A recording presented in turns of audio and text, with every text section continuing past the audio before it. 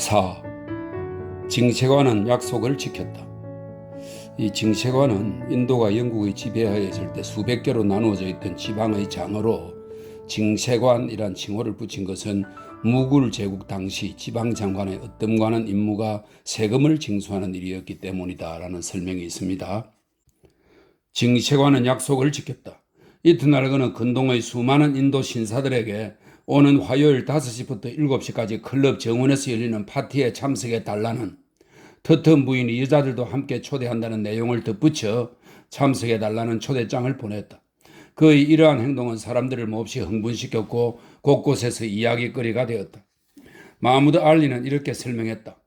부총독이 지시를 내린 거예요. 터튼은 자발적으로 이런 일을 벌일 인물이 아니지요. 하지만 고위 관리들은 달라요. 그들은 우리에게 동조적이에요. 총독은 우리를 정당하게 대우하려고 해요. 하지만 그들은 너무 멀리 살고 너무 뜸하게 오지요. 반면에 그러자 특수염을 기른 노 신사가 말했다. 멀리서 동조적이기는 쉽지. 나는 내 귀에 대고 하는 친절한 말을 더 귀중하게 여긴다네. 이유야 어찌 되었건 그 말을 한 사람은 터튼 씨지. 그가 말했고 우린 들었네. 그러니 더 이상 왈가왈부할 필요가 없지. 그러더니 코란에서 몇 구절을 인용했다. 나와브 바두르. 이 나와브는 무굴 제국 당시 지방장관의 호칭이었고요. 인도 이슬람 사회의 귀족이나 명사에 대한 존칭으로 쓰였습니다. 나와브 바두르, 저희는 어르신처럼 마음이 선하지도 못하고 학식도 높지 못하지요. 부총독은 나의 좋은 친구이긴 하지만 난 그에게 폐를 끼친 일이 없다네. 안녕하시오 나와브 바두르. 덕분에 잘 지내고 있습니다. 길버트 경 안녕하신지요? 만나도 그런 인사를 나누는 게 고작이지. 하지만 터튼 씨에게는 살에 박힌 가시 같은 존재가 될 수 있지. 그가 초대를 했으니 난 응하겠네. 딜쿠시아에서 와야 하지만 다른 일을 미루고라도 꼭 오겠네. 그건 자신을 낮추는 일입니다. 조그만 흑인 남자가 불쑥 나섰다. 그러자 못마땅해 하는 웅성거림이 있었다. 어떤 건방진작자가 이 지방 최고의 이슬람 교인 지주를 비판하고 나서는 거야? 마무드 알리는 그 사내와 같은 의견이었지만 반박하고 나서지 않을 수 없었다. 람찬드시, 그는 엉덩이에 손을 붙이고 뻣뻣하게 몸을 앞으로 내밀며 말했다. 마무드 알리시, 람찬드시, 나와브 바두르께서는 스스로 잘 알아서 처신하시는 분이니 우리가 그런 판단을 내릴 필요는 없다고 봅니다. 난 자신을 낮추는 일이라고는 생각하지 않네. 나와브 바두르는 불손한 행동을 한 사내를 그 행동의 결과로부터 보호해주고 싶어서 짐짓 유쾌하게 말했다. 자신을 낮추는 일이지라고 대답하고 싶은 생각도 들었지만 겸손하지 못한 것 같아 입 밖에 내놓지는 않았다. 그게 왜 자신을 낮추는 일인지 모르겠군. 왜 자신을 낮추는 일인가? 초대장의 내용도 아주 정중했는데 그는 자신과 청중 사이의 사회적인 격차를 더 이상 줄일 수 없을 것 같아서 시중들도 멋쟁이 손자에게 차를 대기시키라고 일렀다. 차가 도착하자 그는 아까 한 말을 다시 장황하게 늘어놓고는 이렇게 끝맺었다. 그는 모두 화요일에 클럽의 정원에서 만나세. 그의 의견은 커다란 무게를 지녔다. 나와브 바두르는 대지주의자 박애주의자로 자비심과 결단력의 소유자였다. 그의 인품은 이 지방의 모든 계층에서 흠모의 대상이 되고 있었다. 그는 적들에게는 정직했고 친구들에게는 충실했으며 후하기로 소문이 자자했다. 남기지 말고 베풀라. 죽고 난 뒤에 누가 고마워하겠는가? 그가 절개하는 말이었다. 그는 부자로 죽는 것을 수치로 여겼다. 그런 인물이 징세관과 악수를 나누기 위해 25마일을 달려간다고 하자 그 행사는 새로운 의미를 갖게 되었다. 그는 다른 일부 거물들처럼 참석하겠다고 공표했다가 마지막 순간에 모습을 나타내지 않아서 조무래기들을 난처하게 만드는 사람이 아니었다. 그는 참석하겠다고 약속했으면 반드시 참석했고 자신의 지지자들을 기만하는 법이 없었다. 그리하여 그의 훈계를 들은 신사들은 속으로는 그의 권고가 타당하지 못하다고 확신하면서도 서로에게 파티에 참석하기를 강력히 권했다. 그들이 대화를 나눈 곳은 법정에 딸린 좁은 변호사 대기실이었으며 의뢰인들은 바깥의 먼지 속에 앉아 있었다. 이들은 터튼 씨로부터 초대장도 받지 못했다. 그리고 이들 외에도 도티만 걸친 계급과, 이 도티는 기저귀식으로 차서 허리에 감아 고정시키는 인도 남성들의 원시적인 옷을 말합니다. 도티만 걸친 계급과 그것조차 걸치지 않고 평생 주홍색 우상 앞에서 막대기 2개를 치면서 살아가는 사람들도 있었다. 이렇듯 인간의 구분 지어짐은 우리가 교육에 의해 갖게 된 시각의 범위를 벗어나는 것이어서 지상의 초대로는 도저히 모두 포용할 수가 없다. 모든 초대는 천상으로부터 내려와야 하는 것인지도 모른다. 어쩌면 우리가 인류의 통합을 시도하는 것은 부질없는 짓이며 그런 시도는 계층 간의 벽을 더 높이는 것일 수도 있다. 여하튼 그것이 도살장 너머에서 살며 기차 여행을 할 때는 언제나 3등 칸에 타고 클럽에 올라오는 법이 없는 헌신적인 늙은 전도사 그레이브스 포드 씨와 젊은 전도사 솔리 씨의 생각이었다. 그들은 가르치기를 하나님 아버지의 집에는 방이 무수히 많으며 오직 그곳에서만 지상에서 융화될 수 없는 모든 사람들이 환영받고 위안을 얻을 수 있다고 했다. 그곳의 베란다에서는 피부색이 검은이든 흰이든 하인들에게 쫓겨나는 일이 없을 것이며 호의를 지니고 찾아온 이를 밖에 세워두는 법도 없을 것이라고 했다. 그렇다면 왜 하나님의 친절은 거기에 머무는 것일까? 원숭이의 경우를 생각해 보자. 그곳엔 원숭이들을 위한 방은 없는 것일까? 늙은 전도사 그레이스 포드는 없다고 했고 보다 진보적인 젊은 솔리는 있다고 했다. 솔리는 원숭이들이 하나님의 은혜에서 제외될 이유는 없다면서 힌두교인 친구들과 원숭이들을 동정했다. 그렇다면 자칼은? 사실 솔리는 자칼에 대해서는 덜 동정적이었지만 하나님의 은혜는 무한하며 모든 포유동물들을 포함한다고 시인했다. 그렇다면 말벌은? 말벌에게까지 넘어가자 거북해진 솔리는 화제를 돌리려고 했다. 그러면 오렌지, 선인장, 수정, 진흙은? 솔리 씨의 몸에 들어있는 세균은? 아니 너무 지나쳤다. 우리의 몸에서 제외되는 것도 있어야지. 안 그러면 남는 것이 없겠다. 5. 브릿지 파티는 성공적이지 못했다. 그것은 적어도 무어 부인과 퀘스티드 양의 성공적인 파티라고 여기는 그런 파티는 못 되었다. 자신들을 위해 만들어진 자리였기에 그들은 일찌감치 파티장에 도착했지만 대부분의 인도인 손님들은 그보다 먼저 와서 테니스장 저편에서 멀뚱히 모여 서 있었다. 이제 정각 5시예요. 남편이 곧 퇴근해서 파티를 시작할 거예요. 난 우리가 어떻게 해야 하는 건지 모르겠어요. 클럽에서 이런 파티를 여는 게 처음이라. 허슬로 없이 내가 죽으면 이런 파티들을 열 건가요? 보수적인 징세관께서 무덤에서 편히 잠들지 못하게 만들기에 충분하군요. 로니는 공손한 웃음을 터뜨렸다. 당신은 그림처럼 아름다운 모습이 아닌 것을 보고 싶다고 했죠? 헬멧 모자를 쓰고 각반을 두른 아리아인 형제가 어떤가요? 그가 퀘스티드 양에게 말했다. 퀘스티드 양도 그의 어머니도 대답하지 않았다. 그들은 슬픈 눈초리로 테니스장 건너편을 바라보고 있었다. 그렇다.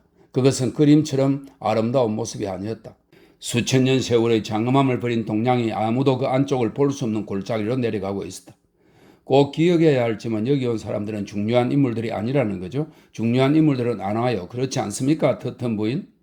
그렇고 말고요. 높으신 부인께서 뒤로 길에 앉으며 대답했다. 그녀는 오늘 저녁이나 이번 주의 행사가 아닌 고위 관리가 방문하여 사교적 능력을 한껏 발휘해야 할 막연한 미래를 위해 그녀 자신의 표현을 빌리자면 힘을 아끼는 중이었다. 그녀는 대부분의 공개석상에서 이런 식의 태도를 보였다. 그녀의 찬성을 확신한 로니가 말을 이었다. 폭동이 일어날 때 인도의 지식층은 우리에게 아무 도움이 안 되지요. 그들의 환심을 사보아야 아무 소용이 없어요. 그래서 그들이 중요하지 않다는 거죠. 당신이 보고 있는 대부분의 사람들이 마음속으로는 선동적일 테고 나머지는 비명을 지르며 도망칠 거예요. 경작자는 얘기가 다르죠. 파타니는 파키스탄 서북부에 사는 아프간족입니다. 파타니는 남자답다고 할 수 있어요. 하지만 그들을 인도로 여기지는 마요. 그는 손가락으로 테니스장 건너편에 그 무슬만 사람들을 가리켰고 그들은 그의 멸시를 의식하기라도 한 듯 코안경을 번쩍거리거나 발을 움직였다. 유럽식 복장이 문둥병처럼 그들을 덮여서 완전히 유럽식으로 차려입은 사람은 드물었지만 전혀 물들지 않은 사람도 없었다. 그가 말을 마치자 테니스장 양쪽에서 침묵이 흘렀고 영국인 쪽에 여자들이 더 합류했지만 그들의 말은 입에서 나오자마자 사라지는 듯 했다. 공중에서는 솔개들이 공평하게 떠돌았고 솔개들 위로 독수리가 날아갔으며 공평함에 있어서는 둘째 가려면 서러워할 짙은 빛깔이 아닌 반투명의 하늘이 온몸으로 빛을 쏟아내고 있었다. 그런 식의 이어짐은 거기서 끝나지 않을 것 같았다. 하늘 위에는 하늘 전체를 뒤덮는 하늘보다 더 공평한 무언가가 존재하는 게 아닐까. 또 그 너머에는 그들은 사촌 케이트에 대해 이야기했다. 그들이 속한 영국 중산층의 삶의 모습과 인생관을 충실하게 재현한 무대라는 평이었다. 내년에는 저택가나 건의병을 공연할 예정이었다. 이런 연례 행사를 제외하면 그들은 문학에 무관심했다. 남자들은 문학을 즐길 시간이 없었고 여자들은 남자들과 함께 할 수 있는 일이 아니면 하지 않았다. 그들의 예술에 대한 무지는 주목할 만했고 그들은 서로에게 그런 사실을 공표할 기회를 놓치지 않았다. 이것은 사립학교에서 몸에 밴 태도로 이곳에서 영국에서는 엄두로 못 낼 정도로 맹위를 떨치고 있었다. 인도가 일터인 그들에게 예술은 예의에 어긋나는 짓이었다. 어머니가 비올라에 대해 묻자 로운이가 어머니의 말을 막은 것도 그것은 공개적인 자리에서 언급할 만한 악기가 못 되었고 비올라를 연주한다는 것은 결점이나 다름없었기 때문이다. 무어 부인은 아들의 예술에 대한 평가가 얼마나 관대하고 인습적으로 변했는지 알게 되었는데 전에 런던에서 사촌 케이트를 함께 봤을 때는 그 작품에 경미를 표했던 그가 이제 사람들의 기분에 거슬리지 않도록 그것이 훌륭한 작품인 것처럼 행동했기 때문이다. 레슬리 부인 말로는 지방신문에 백인이라면 도저히 쓸 수 없는 혹평이 실렸다고 했다. 신문에 실린 평에서는 희곡과 무대 연출에 대해 칭찬하고 공연도 전반적으로 훌륭했다고 평가하면서 다음과 같은 아쉬움을 표했다. 대릭 양은 무대에서 매력적이긴 했지만 꼭 필요한 경험이 부족했고 이따금 대사를 잊었다. 이 짤막하지만 진실한 비평은 무척이나 의연한 대릭 양보다는 그녀의 친구들에게 더 심한 모욕감을 주었다. 대릭 양은 찬드라푸르에 살고 있지 않았다. 경찰인 맥브라이드 시인의 집에 보름 동안 묵고 있었는데 마지막 순간에 배역 하나가 비자 친절하게도 그 자리를 채워주었던 것이다. 그녀는 이 지방 사람들의 친절함에 좋은 인상을 간직하고 떠날 사람이었다. 일하러 갑시다 메리, 일하러 갑시다. 정시관이 회초리로 아내의 어깨를 건드리며 외쳤다. 터튼 부인은 어색하게 몸을 일으켰다. 저에게 뭘 어쩌라는 거예요? 저 푸르다 뒤의 여자들, 난 저들이 올 줄은 꿈에도 몰랐어요. 이를 어째? 몇 안 되는 인도 여자들이 시골풍의 정자 근처에 따로 모여 있었는데 그 중에서도 소심한 축은 이미 정자 안으로 도망쳐 들어갔고 나머지는 다른 손님들에게 등을 돌린 채 관목 울타리의 얼굴을 받고 있었다. 조금 떨어진 곳에서 그들의 남자 친척들이 그들의 모험을 지켜보고 있었다. 그 광경은 의미심장한 것으로 조류가 바뀌면서 물리로 모습을 드러내어 점점 커져가는 섬과 같다고 할 수 있었다. 저들이 나에게 와야죠. 갑시다 메리, 해치웁시다. 나와 바두르 외의 남자들과는 악수하지 않겠어요? 누가 왔지? 정시관이 길게 늘어선 사람들을 둘러보며 말했다. 예상했던 대로야. 저 사람은 왜 왔는지 알겠어. 계약권 때문이지. 저 사람은 무하람 때문에. 이 무하람은 이슬람 신년 축제입니다. 저 친구는 무하람 때문에 내 환심을 사고 싶어하고 저 점성가는 시의 건축 규제를 피하고 싶어하고 저 친구는 파시 교인이고 저 친구가 우리 접시꽃 화단을 망가뜨리고 있군. 오른쪽 꽃비를 당긴다는 것을 왼쪽 꽃비를 당겨서 늘 저 모양이라니까. 저들한테는 마차를 타고 들어오는 걸 허락하지 말았어야 했어요. 결국 무어 부인과 캐스티드 양과 함께 테리어종 개를 데리고 정자 쪽으로 향하던 터턴 부인이 말했다. 도대체 오긴 왜 온 건지 모르겠어요. 우리 못지않게 이런 걸 싫어하면서. 맥브라이드 부인에게 물어봐요. 남편의 강요로 인도 여자들을 초대하는 파티를 열다가 결국 못하겠다고 그만뒀잖아요. 이건 여자들의 파티는 아니죠. 퀘스트 양이 바로잡았다. 원철은 그만한 대꾸였다. 이분들에 대해 소개해 주시겠어요? 무어 부인이 부탁했다. 우리는 저들보다 지위가 높아요. 그걸 잊지 마세요. 라니 한두를 빼면, 이 라니는 인도의 왕이나 귀족의 부인입니다. 라니 한두를 빼면 다 그렇고 라니도 우리와 동등한 신분이죠. 그녀는 앞으로 나아가 인도 여인들과 악수를 하며 우르두 말로 몇 마디 환영의 인사를 했다. 그녀가 우르두 말을 배운 건 하인들에게 지시를 내리기 위해서였기 때문에 존댓말을 할 줄 몰랐고 명령어만 알았다. 그녀는 인사가 끝나기 무섭게 무어 부인과 퀘스티드 양에게 물었다. 이게 당신들이 원하던 건가요? 이분들께 우리가 여기 온 지 얼마 안 되어 이 나라 말을 할 줄 모른다고 말씀해 주시겠어요? 저희가 영어를 좀 할 줄 압니다만, 인도 여자 하나가 말했다. 세상에 영어를 알아듣네. 터튼 부인이 말했다. 이스트번, 피크딜리, 하이파크 코너. 이번 일은 다른 인도 여자였다. 그러네요. 영어를 하네요. 그럼 대화를 나눌 수 있겠네요. 정말 기뻐요. 아델라가 얼굴이 환해지면서 외쳤다. 그녀는 파리도 알아요. 구경꾼 가운데 하나가 외쳤다. 도중에 파리를 그친 거지? 터튼 부인이 철시의 이동을 설명하는 투로 말했다. 인도 여자들 중에 서양물을 먹은 사람이 있으며 그 여자가 자신과 같은 기준으로 자신을 평가할 수도 있다는 걸 알게 된 터튼 부인은 더욱 냉담한 태도를 취했다. 키가 작은 쪽은 제 아내 바타차리아 부인이고 키가 큰 쪽은 제 누인 다스 부인입니다. 아까 외쳤던 남자가 설명했다. 키가 작은 여자와 큰 여자가 사리를 여미며 미소 지었다. 이 사리는 인도 여자들의 전통 복장으로 허리와 어깨를 감고 남은 부분으로 머리까지 감싸는 옷을 말합니다. 사리를 여미며 미소 지었다. 그들의 몸짓에는 동양적인 것도 서양적인 것도 아닌 새로운 방식을 추구하는 듯한 묘한 불확실성이 있었다. 남편이 말하고 있을 때 바타차리아 부인은 그의 시선을 외면했지만 다른 남자를 보는 건 꺼리지 않았다. 사실 모든 여자들이 그런 불확실한 태도를 보였다. 그들은 움츠러들고 자신감을 되찾고 킥킥거리고 오가는 모든 이야기에 속죄나 절망의 몸짓을 해 보이고 테리어 개를 쓰다듬거나 피했다. 바라마지 않던 대로 호의적인 인도인들을 직접 만나게 된 퀘스티드 양은 그들에게 이야기를 시켜보려고 애썼지만 예의라는 메아리의 벽에 부딪혀 좌절을 맛보아야 했다. 그녀가 하는 말은 한탄의 웅얼거림만을 낳았고 그런 반응은 그녀가 손수건을 떨어뜨렸을 때 염려의 웅얼거림으로 바뀌었을 뿐이었다. 그들이 어떻게 나오는가 보려고 입을 다물고 가만히 있자 그들도 가만히 있었다. 무어 부인 또한 성공적이지 못했다. 이 모든 것이 부질없는 지심을 처음부터 알고 있었던 터턴 부인은 조연한 얼굴로 그들을 기다려 주었다. 자리를 뜨면서 무어 부인은 인상이 마음에 드는 바타차리아 부인에게 충동적으로 말했다. 언제 한번 방문해도 될지 모르겠네요. 언제요? 바타차리아 부인이 매력적으로 몸을 앞으로 기울이며 물었다. 아무 때나 그쪽에서 편할 때요. 저희는 아무 때든 좋아요. 목요일은 좋죠. 정말 즐거운 시간이 될 거예요. 무척 기뻐요. 시간은 언제쯤이 좋을까요? 언제든지 좋습니다. 편리한 때를 말해주세요. 우린 여기 온 지 얼마 안 되기 때문에 이곳에서는 언제 손님을 맞는지 잘 모르거든요. 퀘스티드 양이었다. 그건 파타차리아 부인도 마찬가지였다. 그녀는 영국 손님들이 아무 목요일에나 방문할 것이고 자신은 목요일마다 외출을 않고 기다려야 하는 것으로 알고 있었던 것이다. 그녀에게는 모든 것이 기쁨일 뿐 놀랍지는 않았다. 그녀가 덧붙였다. 저희는 오늘 캘커타로 떠나요. 아, 그러세요? 아델라는 처음에는 그 말의 의미를 모르고 대답했다가 이렇게 외쳤다. 어머, 그러면 찾아가도 못 만나겠네요? 바타차리아 부인은 반론을 달지 않았다. 그러나 그녀의 남편이 멀리서 외쳤다. 아니, 아닙니다. 목요일에 오십시오. 하지만 캘커타에 가신다면서요? 아니, 안 갈 겁니다. 그가 벵고르로 아내에게 뭔가 급히 말했다. 목요일에 기다리겠습니다. 목요일에 그의 아내도 메아리처럼 따라했다. 우리 때문에 여행을 미루는 건 아닌가요? 무어 부인이 외쳤다. 아니요, 물론 그렇지 않습니다. 저희는 그런 사람이 아닙니다. 그가 웃으며 말했다.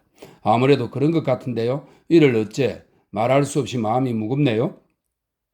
모두 웃음을 터뜨렸지만 그들이 큰 실수를 저질렀다는 암시 같은 건 없었다. 엉성한 의논이 이루어지는 사이 터턴 부인은 미소 지으며 자리를 떴다. 목요일에 방문하되 바타차리아 부부의 계획에 되도록 방해가 되지 않도록 시간을 이른 아침으로 잡고 바타차리아 씨가 길을 알려줄 하인들을 딸려서 마차를 보내는 것으로 결론이 내려졌다. 그가 그들이 사는 곳을 아는가? 물론 알고 있었다. 그는 모든 걸 알고 있다며 다시 웃음을 터뜨렸다. 그들은 찬사와 미소가 난무하는 가운데 자리를 떴고 이제 그 파티에 끼지 않았던 여자 셋이 갑자기 아름다운 빛깔의 제비들처럼 정자에서 뛰쳐나와 이슬람식으로 이마에 손을 대고 절을 했다. 한편 징세관은 파티장을 돌며 주인 노릇을 하고 있었다. 그는 유쾌한 말들과 몇 마디 농담으로 요란한 박수갈채를 받았으나 그의 모든 손님들의 속사정을 훤히 알고 있었기 때문에 열의가 없이 다분히 기계적이었다. 그들은 사기를 쳤거나 대마초를 피웠거나 여자 문제가 있거나 아니면 그보다 심각한 문제를 갖고 있었고 호감이 가는 사람들도 그에게서 무언가를 얻어내리는 속셈이 있었다. 그는 브릿지 파티가 손해보다는 이득이 많다고 믿었지만 설명입니다. 그런 믿음이 없었다면 파티를 열지도 않았을 것이다. 이득이 많다고 믿었지만 환상 같은 건 없었으므로 적당한 시기에 영국인들 쪽으로 가버렸다. 그가 인도인 손님들에게 남긴 인상은 다양했다. 많은 인도인들이 특히 겸손하고 영국화가 덜 되었을수록 진정으로 고마워했다. 그들에겐 영국의 고위 관리가 말을 건네주었다는 것 자체만도 평생의 재산이었다. 그들은 오래 서 있었다거나 별다른 영이 없었다거나 7시 정각에 쫓겨나야 했다는 것은 개의치 않았다.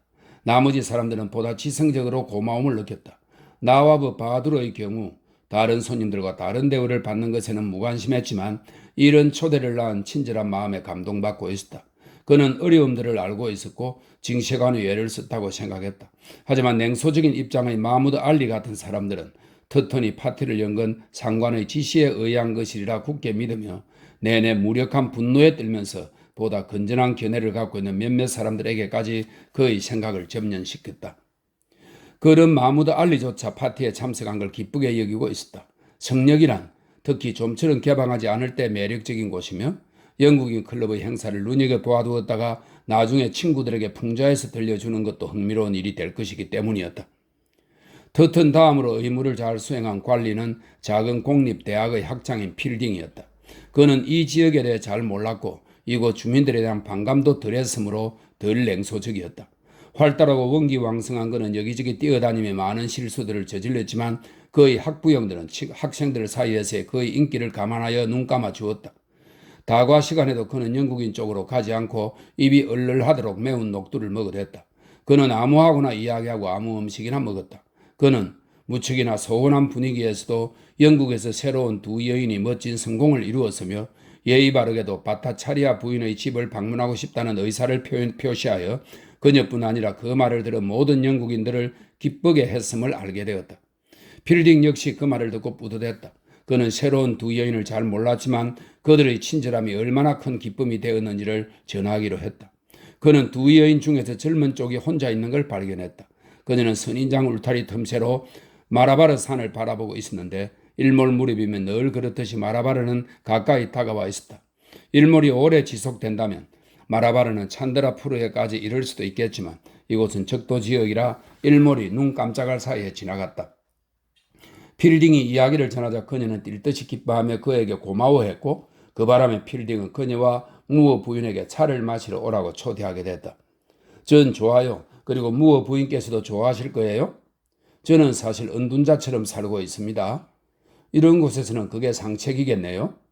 일 때문에 바쁘기도 하고 그래서 클럽엔 잘 안 올라갑니다. 알아요. 우린 그곳에서 절대 안 내려오고요. 인도인들과 함께 지내시니 부러워요. 한두 사람 만나보시겠어요? 그럼요. 그러고 싶어요. 제가 간절히 바라던 일이에요. 오늘의 파티는 너무나 화가 나고 슬퍼요. 아무래도 이곳의 우리 동포들은 제정신이 아닌 것 같아요. 손님들을 초대해놓고 이런 식으로 대접하다니. 그래도 예의를 차린 사람은 당신과 터턴 씨 그리고 맥브라이드 씨 뿐이에요. 나머지 사람들은 저를 너무나 부끄럽게 만들었고 점점 더 고약해지고 있어요. 사실이었다. 영국 남자들은 더 애쓰고자 하는 뜻이라도 있었지만 함께 온 여자들에게 차를 가져다 주랴 개에 관한 충고를 해주랴 눈코 뜰 새가 없었다. 테니스가 시작되자 두 집단 사이의 장벽은 뛰어넘을 수 없는 것이 되었다. 동양과 서양의 시합이 이루어졌으면 하는 바람도 있었지만 그런 바람은 잊히고 평소에 이곳을 이용하던 영국인 부부들이 코트를 독점했다. 필딩은 붕괴했지만 퀘스티드 양에게는 그런 말을 하지 않았는데 그건 그녀의 분노가 다분히 이론적인 것임을 발견했기 때문이다. 그는 그녀에게 인도 음악을 좋아하는지 묻고 나서 자신의 대학에 노래를 잘하는 노 교수가 있다고 말했다. 네, 꼭 들어보고 싶어요. 그런데 혹시 닥터 아지즈라고 아세요? 그에 대한 이야기는 많이 들었지만 직접은 모릅니다. 그 사람도 초대할까요? 무어 부인께서 아주 좋은 사람이라고 하시더군요. 좋습니다. 퀘스트 양. 목요일이 어떠신지요? 좋아요. 그날 오전에는 인도 부인 댁에 가기로 했는데 좋은 일이 모두 목요일에 몰려있네요. 치안 판사는 초대하지 않겠습니다. 그 시간에는 바쁠 테니까요. 그래요. 로니는 항상 열심히 일하죠. 퀘스티드 양은 마르바르 산을 응시하며 대답했다. 산이 갑자기 너무도 아름다워 보였다. 하지만 그녀는 그것을 만질 수 없었다. 결혼 후의 삶의 풍경이 그녀 앞에 덤문처럼 내려졌다. 그녀와 로니는 저녁마다 이런 식으로 클럽에 들렀다가 마차를 타고 집으로 달려가 옷을 갈아입고 레슬리 부부와 캘린더 부부, 터튼 부부와 버튼 부부를 만나고 그들을 초대하고 그들에게 초대받아 가느라 바빠서 진정한 인도를 접할 기회도 없을 것이다. 인도의 색깔은 이른 아침 새들의 화려한 행렬과 사람들의 갈색 몸뚱어리와 흰 터번과 주홍색이나 청색의 우상들의 계속해서 남아있을 것이며 인도의 움직임도 시장통에 사람들이 북적이고 저수지에서 목욕들을 하는 한 사라지지 않을 것이다. 그녀는 이륜마차에 앉아 그들을 볼 것이다. 그러나 그 색깔과 움직임 뒤에 숨겨진 힘은 지금보다도 더 접하기 어려우리라. 그녀는 늘 인도를 하나의 정신이 아닌 벽에 새겨진 조각의 형태로 보게 될 것이다. 그녀는 무어 부인이 살짝 본 것이 바로 인도의 정신이라 생각했다. 정말로 그들은 몇 분 지나지 않아서 마차를 타고 클럽을 떠나 옷을 갈아입은 뒤 대리인양과 맥브라이드 부부를 맞아 저녁 식사를 했는데 메뉴는 총알 모양의 병조림 완두콩이 가득한 줄리엔 수프와 이 줄리엔 수프는 잘게 썬 야채를 넣은 고기 수프입니다. 시골식을 흉내낸 빵, 가자미임을 자부하는 가시가 잔뜩 달린 생선, 병조림 완두콩을 곁들인 커틀릿, 트라이플, 이 트라이플은 포도주를 담근 카스텔라입니다. 트라이플, 정어리를 얹은 토스트로 인도 주재 영국인들의 전형적인 음식이었다. 관직의 서열에 따라 요리의 가짓수, 콩의 양, 정어리와 베르무트 주를 수입하는 회사가 달라지긴 했지만 그 요리에 대해 이해하지 못하는 하인들이 만들어서 내놓는 유배지의 음식이라는 점에서는 다름이 없었다. 아델라는 자신보다 먼저 이곳에 건너와 똑같은 음식과 똑같은 생각들을 접하고 이곳의 방식에 물들 때까지 다른 이들의 상냥한 냉대를 견뎌야 했던 젊은 남녀들에 대해 생각했다. 나는 절대 그렇게 되지 않을 거야. 그녀는 젊었기에 속으로 그렇게 다짐했다. 그녀는 교활하고 무서운 적과 맞서게 된 것이고 그것에 함께 대항할 동지가 필요했다. 그녀는 찬드라 프루에서 자신과 마음이 맞는 사람들을 모아야 했던 터라 빌딩과 발음하기 힘든 이름을 가진 인도 부인을 만난 것이 기뻤다. 어쨌든 이것을 기점으로 앞으로 이틀 동안 자신의 입장이 어떤지 훨씬 잘 알 수 있을 터였다. 대링양은 오지에 있는 어느 토호국 왕비의 말동무 노릇을 하고 있었다. 그녀는 싹싹하고 쾌활한 성격이었으며 왕비의 허락을 얻어서가 아니라 스스로 그럴 권리가 있다고 생각해서 마음대로 휴가를 냈다는 말로 모두를 웃게 했다. 그녀는 델리에서 열리는 수장 회의에 간 왕의 자동차까지 갖고 싶어서 그것이 기차에 실려 올 때 갈아타는 역에서 몰래 빼내겠다는 야심찬 계획까지 세웠다. 그녀는 브릿지 파티에 대해서도 익사를 부렸으며 사실 그녀에게는 인도 반도 전체가 하나의 희가극이었다. 이곳 사람들의 우스꽝스러운 면을 볼 수 없다면 끔찍할 거예요. 대릭양이 말했다. 맥브라이드 부인은 그녀가 바로 간호사였다는 여자였다 라는 설명이 있습니다. 맥브라이드 부인은 감탄사를 연발했다. 오 낸시 최고예요. 오 낸시 우스워 죽겠어요. 나도 그런 눈으로 볼 수 있다면 얼마나 좋을까요? 맥브라이드 씨는 말을 아꼈다. 그는 좋은 사람 같았다. 손님들이 돌아가고 아델라가 잠자리에 들자 어머니와 아들은 다시 대화의 시간을 가졌다. 아들은 어머니의 간섭에 화를 내면서도 어머니의 충고와 지지를 원했다. 그가 먼저 말문을 열었다. 아델라가 어머니께 이야기를 많이 하나요? 전 일에 쫓겨서 원하는 만큼 그녀를 많이 볼 수가 없어요. 아델라가 편안하게 지냈으면 좋겠어요? 아델라와 난 그 인도에 대해 이야기하지. 얘야, 말이 나왔으니 말인데 너의 말이 맞아. 아델라와 둘만의 시간을 더 많이 가져야 해?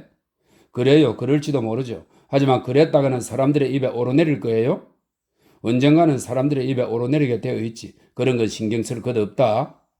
여기 나와 있는 사람들은 이상해요. 영국에서와는 달라요. 징셔관 말씀대로 여기서는 항상 주목을 받게 되죠. 바보 같은 예를 하나 들어볼게요. 아델라가 클럽 가장자리로 갔을 때 필딩이 따라갔잖아요. 갤린드 부인이 그걸 주시하는 걸 봤어요. 여기 사람들은 자신들과 한 불이라는 확신이 들기 전까지는 감시를 게을리하지 않죠. 내 생각엔 아델라는 그들과 한 부류가 될 수 없어. 그러기엔 너무도 개성이 강하지. 알아요. 그래서 특이한 거죠? 로니가 생각에 잠겨서 말했다. 무 부인은 아들의 말이 우스꽝스럽게 여겨졌다. 사생활을 존중하는 런던의 문화에 익숙한 그녀로서는 그토록 신비스럽게 보이는 인도의 사생활이라고는 없고 인습이 더 막강한 힘을 행사하고 있는 것을 납득할 수 없었다. 마음에 걸리는 건 없는 모양이에요? 물어보렴, 너가 직접. 그녀도 아마 무더위에 대한 얘기를 들었을 거예요. 하지만 전 해마다 4월만 되면 그녀를 고운 피서지로 보낼 거예요. 전 아내를 평지의 무더위 속에 둘 사람은 아니에요. 날씨는 문제가 안 될 거야. 인도에는 날씨 문제 말고는 없어요, 어머니. 이곳에서 날씨가 전부라고 할 수 있으니까요.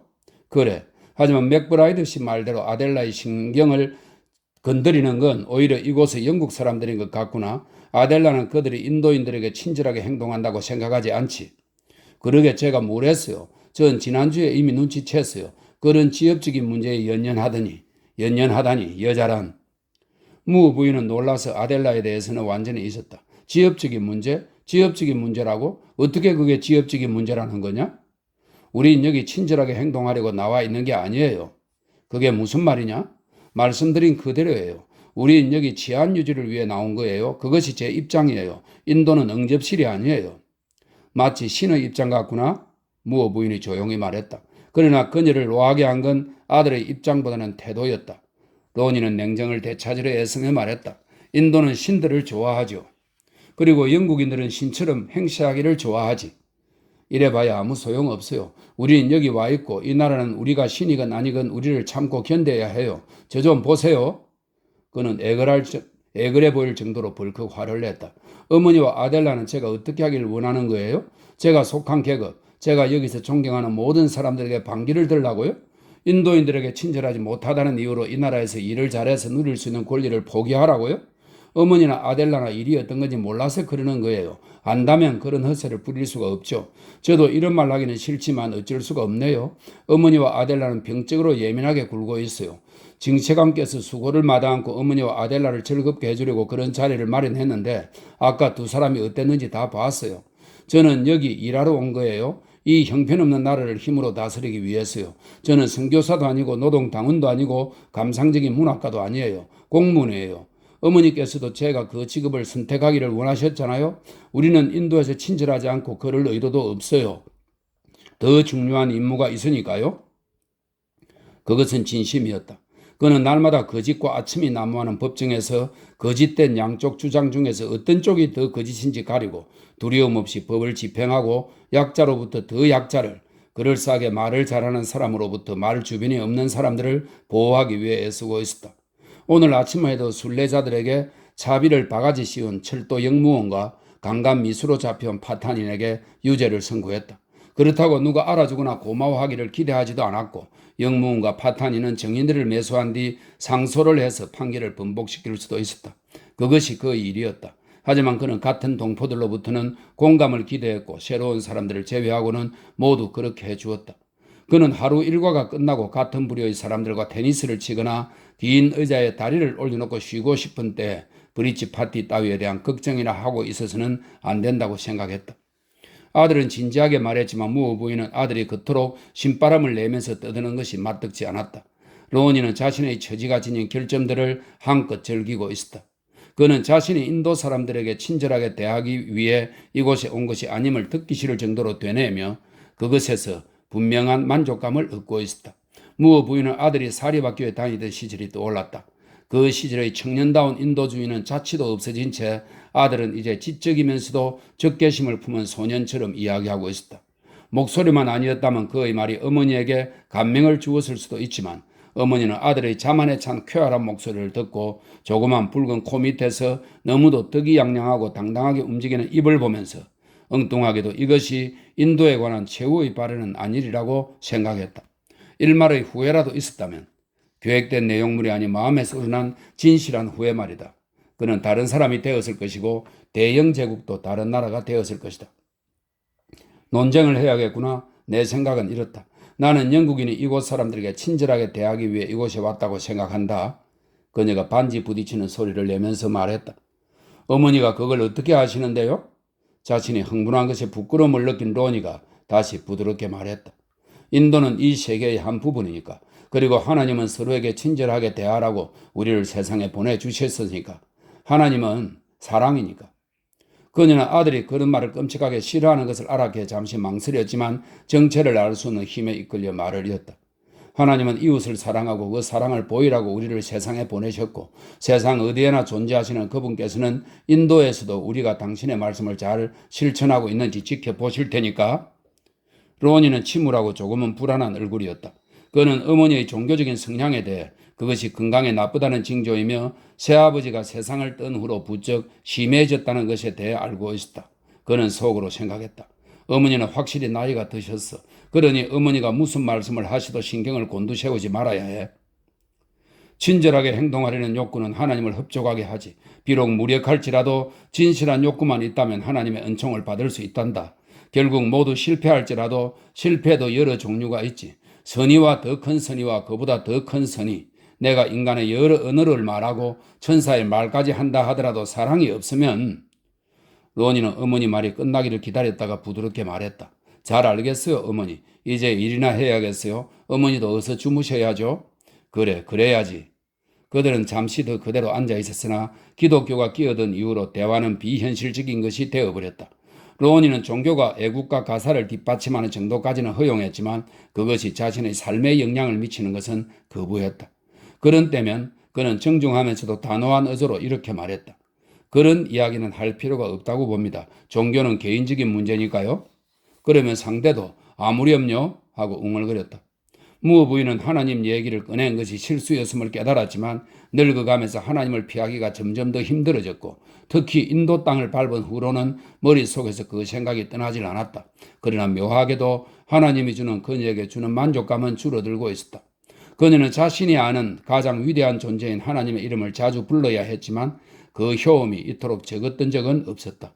저 창공 너머에는 또 하나의 창공이 존재하는 듯 했고 저 머나먼 곳에는 침묵만이 울려 퍼졌다. 조금 지난 후에 그녀는 자신이 인도를 방문한 진짜 중요한 문제, 즉 로니와 아델라의 관계에서 이야기가 벗어났던 걸 후회했다. 그들은 무사히 약혼하고 결혼할 수 있을까?